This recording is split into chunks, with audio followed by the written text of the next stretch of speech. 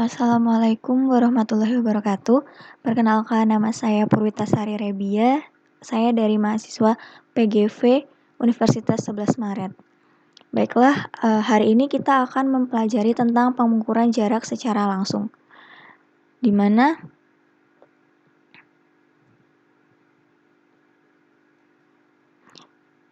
standar kompetensinya adalah siswa mampu menjelaskan dan mengukur jarak secara langsung dan secara tidak langsung.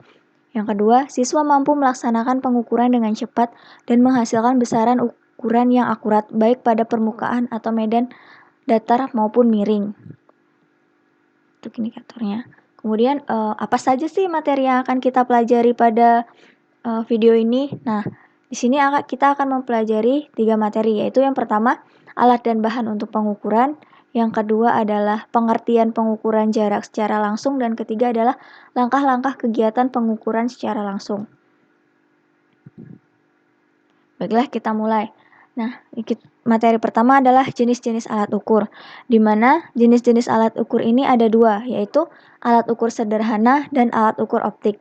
Di mana alat ukur sederhana itu adalah alat ukur yang masih sederhana, yang belum mendapat sentuhan modernisasi, seperti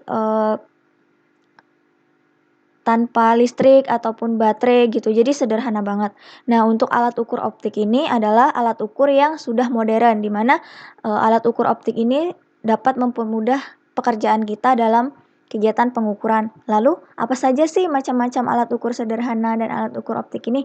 Nah, di part pertama ini kita akan mempelajari hal tersebut. Nah, ini adalah alat ukur sederhana. Ada yang pernah lihat ini apa? Tentu saja sudah. Ya benar, ini adalah galon, di mana galon berfungsi sebagai alat bantu untuk memegang bak ukur, di mana galon ini sangat berguna untuk kita dalam mengukur panjang garis yang ada di lapangan. Baik, yang kedua roll meter. Roll meter disebut juga sebagai pita ukur atau tape, atau bisa disebut juga sebagai roll meter adalah alat yang digunakan untuk mengukur jarak atau panjang. Meteran juga berguna untuk mengukur sudut, membuat sudut siku-siku, dan juga dapat digunakan untuk membuat lingkaran. Nah, meteran ini tuh sangat-sangat berguna dalam pengukuran. Tanpa adanya meteran, kita nggak akan tahu dengan detail berapa panjang dari garis ataupun wilayah yang akan kita ukur. Kemudian yang ketiga ini apa? Ya, ini adalah patok, di mana patok berfungsi untuk memberi tanda pada titik ukur atau pada titik bantu. Jadi ini tuh untuk menandai gitu loh. Jadi saat kita ingin mengukur, maka kita akan mendirikan patok, atau setelah mengukur kita akan menggunakan patok ini sebagai tanda. Oh, ini ya panjangnya sekian, misal seperti itu. Yang ketiga adalah unting-unting. Fungsi unting-unting ini adalah untuk menempatkan sumbu satu pada patok. Jadi unting-unting ini tuh sebenarnya berguna untuk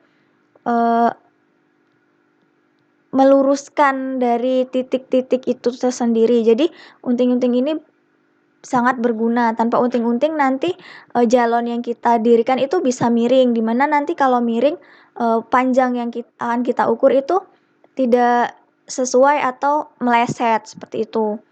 Kemudian yang ketiga, selang. Kok ada selang? Apa sih fungsinya? Nah, selang ukur adalah instrumen yang sangat akurat dan sederhana untuk mengukur perbedaan tinggi antara dua buah titik. Kedataran antara dua titik diilustrasikan pada gambar ini, terdiri dari panjang selang plastik bening dipotong pada setiap ujung untuk meratakan papan kayu. Kedua papan kayu harus rata dan sama panjang. Panjangnya sekitar 1,5 meter.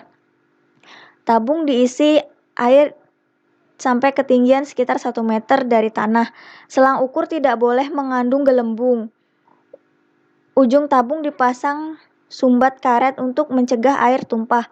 Panjang total selang sangat bervariasi, tapi panjangnya biasanya terbatas pada sekitar 15 meter sehingga tidak kesulitan bergerak pada waktu pengukuran. Nah, jadi tuh selang ini tuh berfungsinya untuk mengetahui beda tinggi. Nah, dan nggak boleh ada gelembungnya. Kalau ada gelembungnya nanti panjang atau tingginya itu tidak akurat seperti itu. Nah, itu untuk alat ukur sederhana. Jadi yang pertama ini adalah ada galon, roll meter atau pita ukur, patok, unting-unting, dan selang. Nah, jika teman-teman mempunyai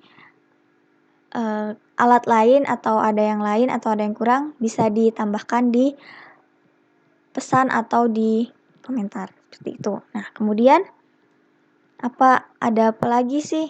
Ini adalah bentuk alat ukur optis. Sangat berbeda kan dengan alat ukur sederhana? Ya tentu saja. Nah, ini adalah Topcon TL6DE, di mana Topcon ini termasuk dalam teodolit. Teodolit adalah instrumen atau alat yang dirancang untuk pengukuran sudut, yaitu sudut mendatar yang dinamakan dengan sudut horizontal dan sudut vertikal atau tegak, yang di mana sudut-sudut tersebut berperan dalam penentuan jarak mendatar dan jarak tegak di antara dua buah titik di lapangan. Nah, jadi si teodolit ini itu pengukurannya itu melalui sudut mendatar dan sudut vertikal, seperti itu. Kemudian yang ini apa? Kok bentuknya sama? Ya sama tapi lebih modern. Dimana ini adalah TS. Apa sih TS itu? TS adalah total station. Total station sebaiknya digunakan untuk pengukuran tata batas baru, baik itu tata batas hutan maupun tata batas dengan pihak ketiga seperti halnya pinjam pakai dan mengukur kawasan hutan. Total station sebaiknya digunakan untuk pengukuran berulang. Contohnya itu untuk total station itu adalah rekonstruksi batas kawasan hutan, di mana data sebelumnya diperoleh dari pengukuran menggunakan total station juga. Jadi total station ini lebih mudah penggunaannya, lebih lebih simple dan lebih cepat cara penggunaannya dibandingkan teodolit itu sendiri, dan lebih banyak fungsinya. Kalau teodolit tadi kan hanya untuk sudut vertikal dan horizontal, sedangkan ini bisa mengukur batas-batas wilayah. Nah, yang kemudian ini adalah apa? Kok pendek gitu? Nah, ini adalah water pass. Water pass itu apa sih? Ya, water pass adalah alat yang dipakai untuk mengukur perbedaan ketinggian dari satu titik acuan ke acuan berikutnya. Water pass ini dilengkapi dengan kaca dan gelembung kecil di dalamnya atau disebut dengan nivo. Nah, ini nivo namanya. Untuk mengecek apakah sudah terpasang dengan benar, perhatikan gelembung di dalam kaca berbentuk bulat. Jika gelembung tepat berada tengah, itu artinya water pass telah terpasang dengan benar. Pada water pass terdapat lensa untuk melihat sasaran bidik. Cara kerjanya water pass ini adalah yang diamati di lapangan adalah pembacaan. Jadi ada benang tengah, benang bawah, dan benang atas. Nah, sudut horizontal kasar angka pada benang tengah, benang bawah, benang atas dapat kita baca pada rambu yang ditempatkan pada straight pot atau patok kayu yang diberi pada payung melalui water pass yang telah di setel. Nah, jadi tuh sebenarnya water pass ini adalah model modernnya dari si selang tadi, di mana si selang tadi itu kan mengukur beda tinggi. Namun kan harus mengisi air, harus tanpa gelembung, harus diikat, dan panjangnya juga ribet gitu. Tapi untuk water pass ini juga untuk mengukur beda tinggi namun dengan skala yang lebih besar. Misalnya si selang tadi itu untuk mengukur beda tinggi di suatu bangunan proyek rumah sederhana saja. Misal meratakan pasangan bata atau meratakan pondasi seperti itu. Nah, untuk water pass ini sendiri itu kita bisa menggunakannya untuk skala yang besar. Misalnya kita akan membuat perumahan untuk meratakan tanah untuk dibuat suatu bangunan besar. Seperti itu, atau untuk meratakan pondasi juga dalam skala yang besar, seperti untuk bangunan gedung atau bangunan yang tinggi. Seperti itu. Nah, itu adalah alat-alat optis dalam pengukuran. Kemudian tentu saja ada manfaatnya kan untuk alat-alat optis tersebut. Apa saja sih manfaat alat ukur sederhana ini? Nah, alat ukur sederhana ini tuh bisa mengukur, membuat garis lurus di lapangan, garis lurus terhalang bangunan, mengukur lebar sungai tanpa melewatinya, dan masih banyak lagi. Teman-teman bisa menambahkannya nanti. Kemudian kalau manfaat alat ukur optik itu apa sih?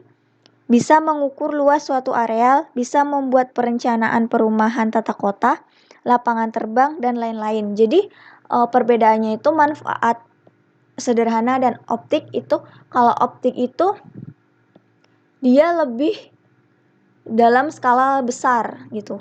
Seperti pembuatan bandara tadi, perumahan, gedung, dan lain-lain. Seperti itu. Nah, kemudian ada kelebihan dan kekurangan tentunya. Nah, untuk kelebihan dan kekurangan alat ukur sederhana ini apa aja sih? Kelebihannya untuk alat ukur sederhana ini, harga alat cukup ekonomis dan bisa dijangkau, mudah dibawa ke lapangan, penggunaan alat simpel, tidak bisa digunakan oleh semua orang, dan lain-lain. Kekurangannya, hasil pengukuran atau keakuratannya rendah tergantung orang yang menggunakannya.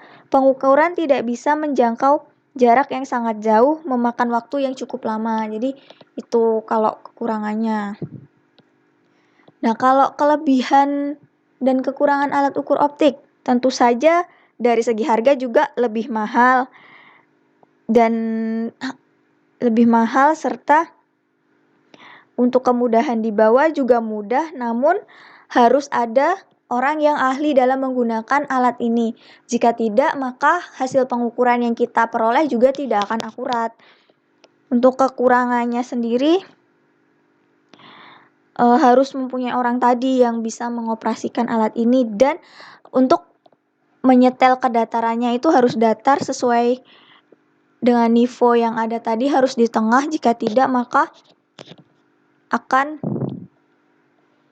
sulit untuk melakukan pengukuran atau tidak akurat itu, dan pengukuran kita sia-sia seperti itu. Nah, kemudian kita akan setelah mengetahui alat-alat yang digunakan tadi, maka kita akan mempelajari pengukuran jarak secara langsung. Jarak itu apa sih? Jarak merupakan besaran yang terletak di bidang horizontal dan merupakan panjang terpendek yang menghubungkan dua titik. Pengukuran jarak bisa dilakukan secara langsung menggunakan pita ukur, bisa secara tidak langsung tadi menggunakan teodolit dan rambu ukur, disebut secara optis. Nah, dalam pengukuran jarak secara langsung, jika panjang yang diukur melebihi panjang pita ukur, maka perlu dipenggal menjadi beberapa bagian untuk melakukan pengukuran. Di mana dipenggal dalam hal ini adalah membagi beberapa panjang garis tersebut atau ukuran tersebut menjadi beberapa bagian karena keterbatasan alat tadi. Seperti itu. Kemudian, nah ini contoh dari pengukuran secara langsung J1, J2, J3, di mana J1 ini adalah jalon 1, J2 jalon 2, J3 adalah jalon 3, di mana garis panjang garis adalah garis A dan garis B. Jadi panjang garis AB, di mana dipenggal di sini adalah jalon 3 ini atau titik C ini yang dipenggal menjadi dua bagian, menjadi D1 dan D2. Nah, pengukuran jarak dan ukur permukaan yang relatif datar. Ini untuk pengukuran di tanah yang relatif datar. Jadi ada D1 dan D2. Di mana hitungan jaraknya itu jarak AB sama dengan D1 ditambah dengan D2. D1 itu adalah penggal pengukuran jarak antara A dan B. Jadi ketika nanti ada soal yang mengatakan D1 dan D2, maka yang dimaksud adalah penggal jarak ini ya. Seperti itu. Semoga bisa dipahami. Kemudian yang kedua ini adalah pengukuran jarak dengan dua bentang pita ukur pada permukaan tanah yang miring. Apa sih bedanya? Di sini ada bedanya. Ada jalon sama, ada jalon 1, ada jalon 2, ada jalon 3, dan dipenggal di titik ini, di mana ada D1 dan D2. Namun yang berbeda adalah di sini adalah tanahnya miring atau tidak datar seperti tadi. Maka kita butuh benang dan unting-unting. Apa sih gunanya benang dan unting-unting ini? Gunanya benang dan unting ini adalah untuk mengetahui titik datar dari kelurusan jalon 2 ini terhadap jalon 3, seperti itu ya. Kemudian sama untuk hitungan jaraknya adalah jarak DMN adalah D1 ditambah D2, di mana D1 dan D2 adalah penggal pengukuran jarak antara M dan N. Seperti itu. Jadi, walaupun miring kita bisa menghitung panjang jaraknya dengan bantuan unting-unting dan benang. Seperti itu. Semoga bisa dipahami. Nah, langkah kegiatannya gimana sih? Yang pertama tentu saja persiapkan peralatan yang dibutuhkan serta periksa kelengkapannya. Yang kedua, pilihlah 2 titik A dan B di atas permukaan tanah yang relatif datar dengan jarak sekitar X meter. Tandai 2 titik tersebut dengan paku payung. Atau bisa dengan patok tadi ya, kalau tidak punya paku payung. Nah, untuk gambarannya seperti ini, ada titik A dan titik B di lapangan dengan panjang X. Seperti itu. Kemudian langkah ketiga itu apa? Dirikan jalon pertama di belakang titik A dan jalon kedua di depan titik B.